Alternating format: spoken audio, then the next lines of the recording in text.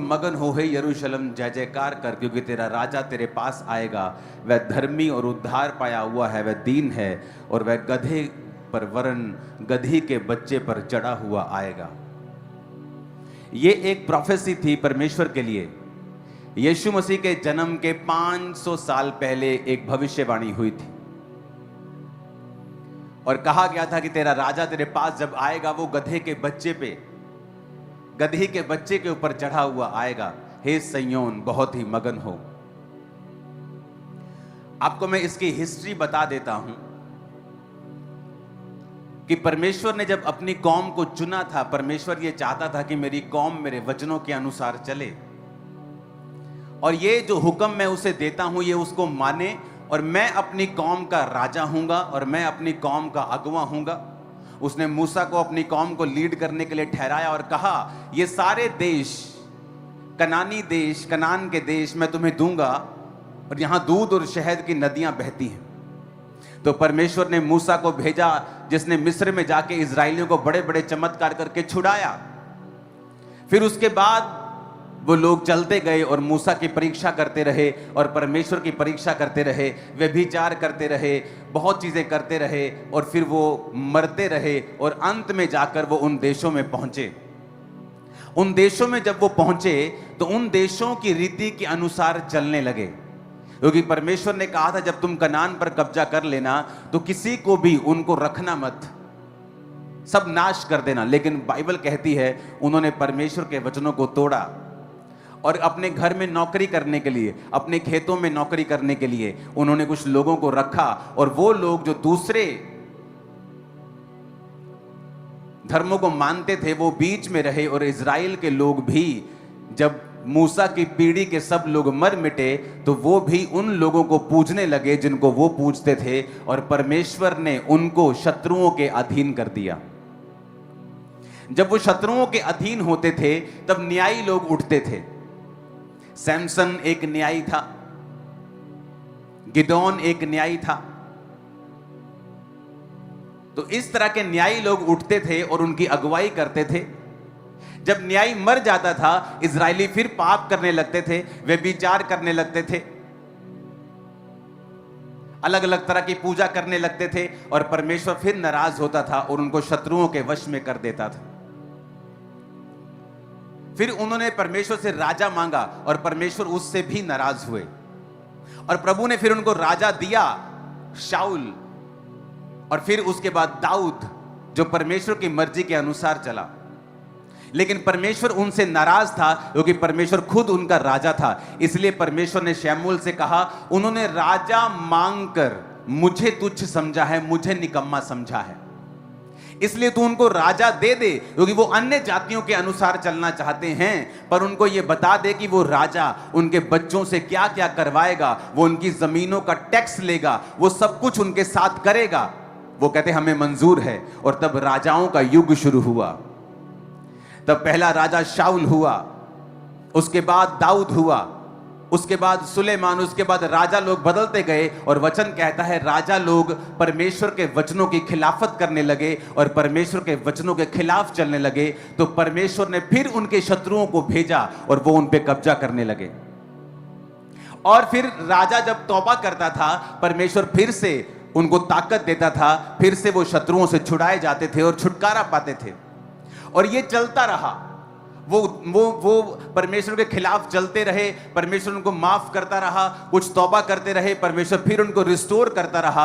लेकिन एक दिन जब परमेश्वर की अति हो गई, जिस तरह नूह के टाइम पे परमेश्वर ने कहा था अति हो गई, अब मैं सबको नाश कर दूंगा, उस समय अति हुई और परमेश्वर ने लास्ट राजा को, अगर आप बाइबल की हिस्ट्री पढ़ेंगे यीशु मसीह के जन्म के 600 साल पहले से, तो उन राजाओं को परमेश्वर ने शत्रुओं के हाथ में कर दिया और फिर वो बेबीलोन में उनको लेके गए।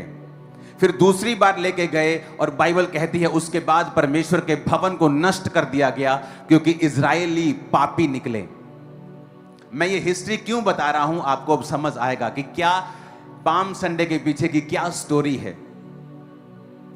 तो वचन ये कहता है कि जब वो वहां पे पहुंचे बेबीलोन में, तो भविष्यवाणी थी कि बेबीलोन से फिर वो वापस आएंगे क्योंकि परमेश्वर अपने लोगों की सुधि लेगा जब वो प्रार्थनाएं करेंगे। अपने पड़ोसी को बोलो, जब वो प्रार्थना करेंगे, ऊंची आवाज में बोलो। फिर से कहो अपने पड़ोसी को,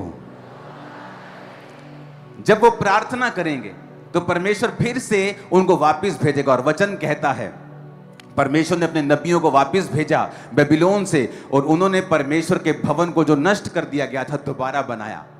वचन ये भी कहता है कि उसके बाद नेहेम्याह, परमेश्वर ने नेहेम्याह को फिर से भेजा और उसने भवन के आसपास की यरूशलेम की सब दीवार को बनाया। कितने इस बात को समझ गए हैं? आपको पूरी बाइबल में समझा रहा हूं, जस्ट आपको ताकि समझ आए कि हुआ क्या था। हालेलुया। अब उस घटना के बाद साइरस ने जब यरूशलेम में ज्यूज को भेजा, यीशु मसीह के 300 साल पहले अलेक्जेंडर ने फिर वहां पे राज्य किया। यीशु मसीह के 200 साल के करीब वहां पे सीरियन लोगों ने राज्य किया। यीशु मसीह के 167 साल पहले वहां पे सब कुछ बैन कर दिया गया। यीशु मसीह को मानना, यहोवा को मानना बैन कर दिया गया। यीशु मसीह के जन्म के 165 साल पहले यहूदी लड़े और अपनी इंडिपेंडेंस को वापस लिया। अब यहां से शुरू होती है स्टोरी। यीशु मसीह के 150 साल, 160 साल पहले यहूदी लोग वापस लड़े और उन्होंने अपनी इंडिपेंडेंस को वापस ले लिया। और वहां से हनुका फेस्टिवल जो यहूदी लोग मनाते हैं उसकी शुरुआत हुई थी। अब जब 100 साल बीत गए और वहां पे यहूदी लोग राज्य कर रहे थे, तो 2 भाई थे वहां पर, और जो वो 2 भाई थे वो यहूदी थे, और उनके बीच में लड़ाई हुई कि अब यहूदियों का राजा जो था वो कौन बनेगा। और दोनों भाई यहूदी यहोवा को मानने वाले आपस में लड़ने लगे। और जब वो आपस में लड़ने लगे तो जो रोमन जनरल था, पोम्पी द ग्रेट उसका नाम था, उसने उनकी लड़ाई के बारे में सुना। हालेलुया। और दोनों भाइयों ने मिस्टेक ये की कि यहोवा को मानते हुए एक अन्य जाति रोमन जनरल को कहा। दोनों भाइयों ने अपनी अपनी जगह से चिट्ठी भेजी कि हम दोनों आपस में लड़ रहे हैं, मैं राजा बनना चाहता हूं, ये राजा बनना चाहता है, तुम मेरी ओर से लड़। और एक अन्य जाति राजे को अपने घर की सारी सिचुएशन बता दी। जब अन्य जाति राजे को सारी सिचुएशन मालूम हुई कि ये 2 यहूदी जिन्होंने यहूदा को अभी इंडिपेंडेंस लिए इजराइल को 100 साल हो गए थे, अब ये यहां पे लड़ाई शुरू हो चुकी, सिविल वॉर टाइप गृह युद्ध शुरू हो चुका है कि अब राजा कौन बनेगा। और उसने डिसाइड किया कि वो आएगा और कब्जा करेगा। और यीशु मसीह के जन्म के 6 दशक पहले उसने वहां पे कब्जा कर लिया। और वहां पर उस लड़ाई का फायदा उठा के कि एक भाई कह रहा है मेरी ओर से लड़, दूसरा कह रहा है मेरी ओर से लड़, और उसने दोनों के ऊपर कब्जा किया। और वहां से रोमन शासन की शुरुआत हुई, जिस शासन में प्रभु यीशु मसीह ने जन्म लिया। अब ध्यान से समझना, जब यहां पर आपको 60-70 साल हो चुके हैं रोमन शासन के अधीन, तब लोगों ने वचन को निकाला और वचन में लिखा था, देख सिय्योन मगन हो, क्योंकि जय जयकार कर, क्योंकि तेरा राजा तेरे पास आएगा। उनको मालूम था कि ये प्रोफेसी जो है अभी पूरी नहीं हुई है, क्योंकि कोई भी राजा गधी के बच्चे के ऊपर बैठकर हमारे पास नहीं आया है।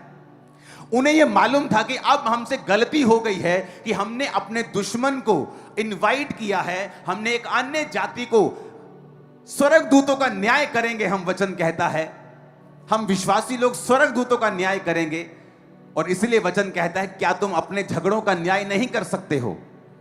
तुम अन्य जातियों को इनवाइट करते हो कि तुम्हारे झगड़ों का न्याय करें? क्या तुम्हें शर्म नहीं आती है? और वचन कहता है लोगों को मालूम था ये प्रोफेसी के बारे में, क्योंकि ये यीशु मसीह के जन्म के 500 साल पहले लिखी गई थी। यानी जब ये हो रहा था रोमी शासन, ये उसके 450 साल पहले की बात है कि उसने कहा था, सिय्योन बहुत ही मगन हो, हे यरूशलेम जय जयकार कर, क्योंकि तेरा राजा तेरे पास आएगा, वो धर्मी उद्धार पाया हुआ, वो दीन है, वो गधे वरन गधी के बच्चे पर चढ़ा हुआ आएगा। उनको एक आस थी, क्योंकि वो 100 साल की इंडिपेंडेंस जो उन्होंने ली थी, वो 100 साल जो उन्होंने आजादी में जिए थे, अब उनकी गलती की वजह से, उनके पाप की वजह से फिर से रोमी उन पर शासन कर रहे थे। मनमानियां कर रहे थे, मनमाने टैक्स ले रहे थे, मनमानी चीजें उनके साथ कर रहे थे, धार्मिक आजादी वहां पे खत्म हो चुकी थी। तो उनको वो प्रोफेसी याद थी कि प्रोफेसी है कि परमेश्वर अपने राजाओं, अपने राजे को भेजेगा। और इसीलिए जब प्रभु यीशु मसीह, लूका को पढ़ेंगे अब 28 आयत से, लूका 19:28 कहता है, ये कहकर वह यरूशलेम की ओर उनके आगे आगे चला। थोड़ा जल्दी जल्दी आगे आगे करना प्लीज टीम। जब वह जैतून नामक पहाड़ पर बैतफगे और बेतनिया के पास पहुंचा तो उसने अपने चेलों में से 2 को ये कह के भेजा, ऊंची आवाज में कहो हालेलुया। कहता सामने के गांव में जाओ, उसमें पहुंचते ही एक गधी का बच्चा जिस पर कभी कोई नहीं चढ़ा, बंधा हुआ तुम्हें मिलेगा, उसे खोल कर ले आओ। जे कोई तेनू तानू पूछे ओ क्यों खोल दे इनू तुही, तो उनसे कहना कि ये परमेश्वर प्रभु यीशु मसीह को चाहिए